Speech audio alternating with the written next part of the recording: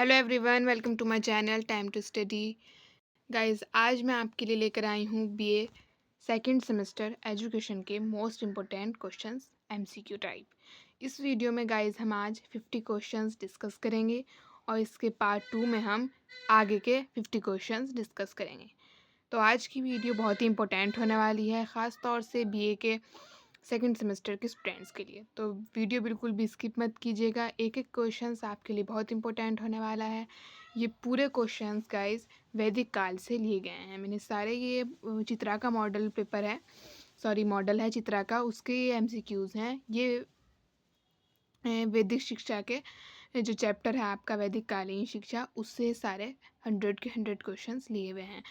तो ये वीडियो इतनी इम्पोर्टेंट होने वाली है कि अगर आपने ये 50 क्वेश्चंस और आगे के पार्ट 2 के और 50 क्वेश्चंस यानी कि 100 क्वेश्चंस सारे आपने ये वीडियो के देख लिए, तो आपका ये इतना हेल्पफुल रहेगा कि इससे भी बाहर भी आपका एक भी क्वेश्चन आपका एग्जामिनेशन में देखने को नहीं मिलेगा। अगर आपने ये वीडियो देख ली तो ये इनफ हो जाएगा और इससे आगे आपका इससे बाहर एक भी क्वेश्चन नहीं आएगा वैदिक कालीन शिक्षा से। तो गाइस, वीडियो को लंबी ना करते हुए वीडियो को स्टार्ट करते हैं। चलिए, तो हमारा क्वेश्चन नंबर फर्स्ट है, वैदिक शिक्षा मूल रूप से कौन सी शिक्षा है? तो इसका करेक्ट आंसर है ऑप्शन नंबर बी, धर्म केंद्रित। आप सबको पता है कि जो पहले शिक्षाएं होती थी वो धर्म पर आधारित होती थी, तो इसका करेक्ट आंसर हो जाएगा ऑप्शन नंबर बी, धर्म केंद्रित। क्वेश्चन नंबर 2 है, गुरुकुल शिक्षा प्रणाली कौन सी प्रणाली थी? इसका करेक्ट आंसर है ऑप्शन नंबर ए, जीवन केंद्रित शिक्षा प्रणाली। क्वेश्चन नंबर 2 का करेक्ट ऑप्शन हो जाएगा ऑप्शन नंबर ए। क्वेश्चन नंबर 3 है, बौद्ध शिक्षा प्रणाली में मुख्य रूप से कौन सी शिक्षा पद्धति को अपनाया गया था? इसका करेक्ट आंसर है ऑप्शन नंबर सी, साहित्यिक पद्धति को। क्वेश्चन नंबर 4 है, बौद्ध शिक्षा प्रणाली के अंतर्गत छात्रों की दिनचर्या संबंधी कितने नियम आधारित किए गए? इसका correct answer option number B, 5। इसमें कुछ क्वेश्चंस गाइस बौद्ध शिक्षा से भी आए हुए हैं, लेकिन मोस्टली क्वेश्चंस इसमें वैदिक कालीन शिक्षा से आए हुए हैं, इसलिए आपके लिए ये बौद्ध शिक्षा और वैदिक शिक्षा दोनों ही हैं, लेकिन मोस्टली इसमें क्वेश्चंस जो आए हुए हैं वो वैदिक कालीन शिक्षा से आए हुए हैं। इसका फोर्थ क्वेश्चन का करेक्ट आंसर हो जाएगा option number B, 5।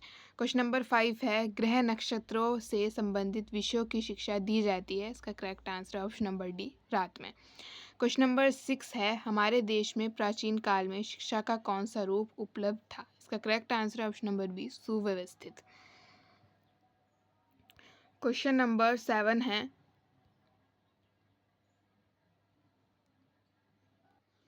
Guys question number 7 है हमारा, शिक्षा को प्रारंभ करते समय कौन से संस्कार को संपन्न किया जाता था? तो इसका करेक्ट आंसर है ऑप्शन नंबर ए, धार्मिक संस्कार। चाहे वो कोई सी भी शिक्षा हो, चाहे वो वैदिक कालीन शिक्षा हो, बौद्ध शिक्षा हो या मुस्लिम शिक्षा हो, जो शिक्षा प्रारंभ करते हुए संस्कार किया जाता है वो धार्मिक संस्कार ही किया जाता है। तो इसका करेक्ट आंसर है ऑप्शन नंबर ए, धार्मिक संस्कार। क्वेश्चन नंबर 8 है, गुरु शिष्य के पारस्परिक संबंधों पर निर्भर करती है? इसका correct answer option number C, A व बी दोनों, शिक्षा की प्रगति और सफलता।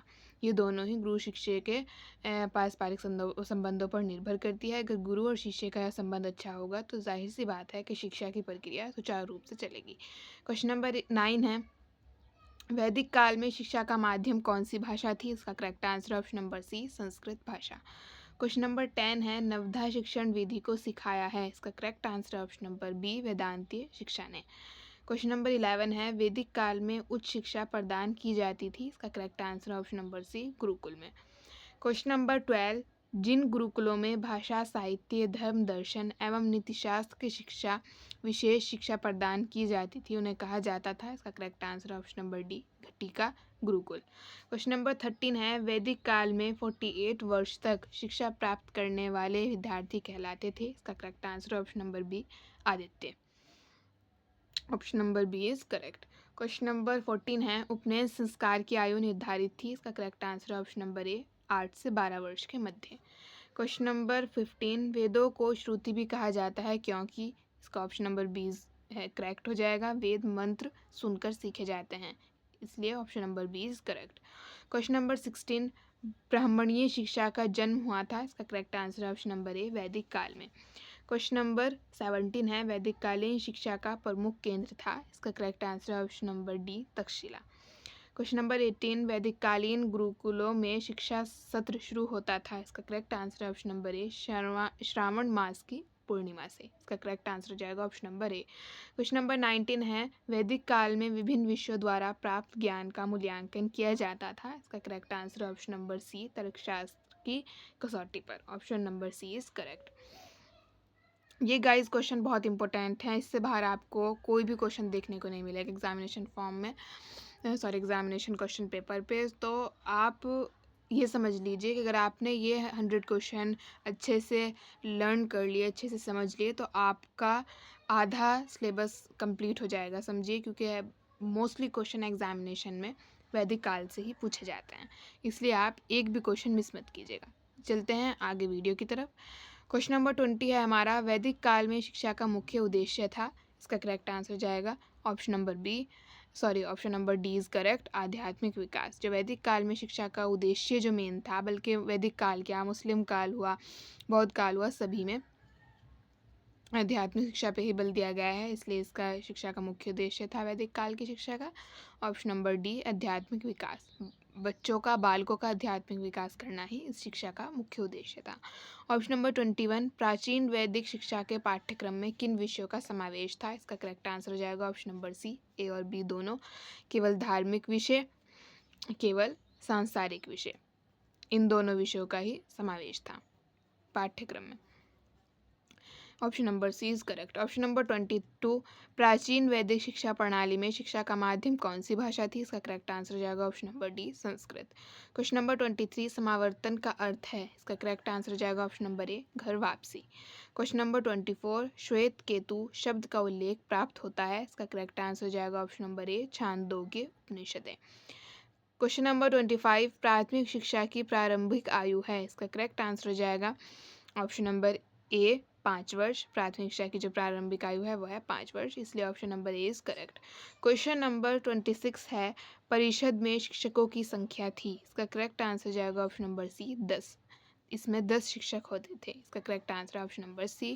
क्वेश्चन नंबर 27 है, वेद का शाब्दिक अर्थ है। इसका करेक्ट आंसर जाएगा ऑप्शन नंबर ए, ज्ञान। क्वेश्चन नंबर 28 है, वैदिक शिक्षण संस्थाओं का स्वरूप था। तो इसका correct answer option number C, आवासीय। इसका जो स्वरूप था वो आवासीय था, मतलब कि बालक वहीं पर रहकर, गुरुकुल में ही रहकर शिक्षा प्राप्त या शिक्षा ग्रहण करते थे, इसलिए आवासीय होते थे। मतलब बालक रहकर शिक्षा ग्रहण करते थे, वहीं पर रहते थे, वहीं पर सोते थे, वहीं पर जागते थे, वहीं पर कार्य करते थे, इसलिए इनका स्वरूप आवासीय था। Option number C is correct. Question number 29, बौद्ध काल में शिक्षा की अवधि थी। इसका correct answer option number B, 12 वर्ष। क्वेश्चन नंबर 30 है, बौद्ध काल में शिक्षा प्रदान की जाती थी। इसका करेक्ट आंसर है ऑप्शन नंबर ए, मठों में। क्वेश्चन नंबर 31, बौद्ध कालीन विश्वविद्यालयों की व्यवस्था थी। इसका करेक्ट आंसर है ऑप्शन नंबर ए, संघात्मक। क्वेश्चन नंबर 32 है, परबज्जा संस्कार के समय बालक गुरु के, इसका करेक्ट आंसर हो जाएगा ऑप्शन नंबर ए, चरण स्पर्श करता था। Option A is correct. Question number 33 है, बौद्ध काल में महोपाध्याय किसे पढ़ाते थे। तो इसका करेक्ट आंसर हो जाएगा ऑप्शन नंबर डी, सामनेर। जो महोपाध्याय थे वो सामनेर को पढ़ाते थे, इसका करेक्ट आंसर हो जाएगा ऑप्शन नंबर डी। इसी के साथ हमारा 34 क्वेश्चन है, नालंदा विश्वविद्यालय में किस देश के बालक आए। इसका करेक्ट आंसर है ऑप्शन नंबर बी, चीन, जावा और सुमात्रा। क्वेश्चन नंबर 34 का करेक्ट आंसर है option number B. Question number 35 है, निम्न में से कौन सा बौद्ध विहार का शिक्षा केंद्र था। इसका करेक्ट आंसर हो जाएगा option number B, Anandpuri. Question number 36 है, नालंदा विश्वविद्यालय की स्थापना की। तो नालंदा विश्वविद्यालय की स्थापना किसने की। तो इसका करेक्ट आंसर ऑप्शन नंबर ए, कुमारगुप्त प्रथम ने। क्वेश्चन नंबर 37 है, भिक्षु शिक्षा में प्रवेश हेतु संस्कार होता था। इसका करेक्ट आंसर है ऑप्शन नंबर सी, परबज्जा संस्कार। क्वेश्चन नंबर 38 है, बौद्ध शिक्षा के प्रमुख केंद्र थे। इसका करेक्ट आंसर हो जाएगा ऑप्शन नंबर ए, संघ और विहार। ये बौद्ध शिक्षा के प्रमुख केंद्र थे। क्वेश्चन नंबर 39 है, बौद्ध काल में प्रसिद्ध विश्वविद्यालय था। और इसको ऐसे पूछा जा सकता है कि बौद्ध शिक्षा का प्रमुख केंद्र था। तो इसका correct answer option number C, Nalanda. Question number 40 है, निम्न में से कौन सी भाषा बौद्ध युग में शिक्षण का माध्यम थी। इसका करेक्ट आंसर हो जाएगा ऑप्शन नंबर बी, लोक भाषाएं एवं पाली भाषा। क्वेश्चन नंबर 40 का करेक्ट आंसर है option number B. Question number 41 है, किस संस्कार के बाद बौद्धिक भिक्षु के रूप में संघ में प्रवेश मिलता था? इसका ऑप्शन नंबर बी है राइट आंसर। उपसंपदा संस्कार के बाद जो बौद्धिक भिक्षु के रूप में प्रवेश मतलब संघों में प्रवेश मिलता था, इसलिए इसका करेक्ट आंसर है option number B. Question number 42 है बौद्ध मठों में किस संस्कार के बाद शिक्षा प्राप्त करने का अधिकार मिलता था? या इसे ऐसे भी पूछा जा सकता है कि मठ में प्रवेश को बौद्धकालीन शिक्षा में किस संस्कार के नाम से जाना जाता है? इसका करेक्ट आंसर है ऑप्शन नंबर बी पब्बज्जा संस्कार। क्वेश्चन नंबर 43 पब्बज्जा संस्कार से आशय था? तो इसका करेक्ट आंसर है ऑप्शन नंबर ए मठ में प्रवेश का संस्कार। क्वेश्चन नंबर 44 पब्बज्जा संस्कार के लिए आयु कम से कम होनी चाहिए? इसका करेक्ट आंसर है ऑप्शन नंबर बी 8 वर्ष। क्वेश्चन नंबर 45 बौद्ध युग में विद्याध्ययन किस अवस्था तक होता था? बौद्ध युग में विद्याध्ययन किस अवस्था से किस अवस्था तक होता था?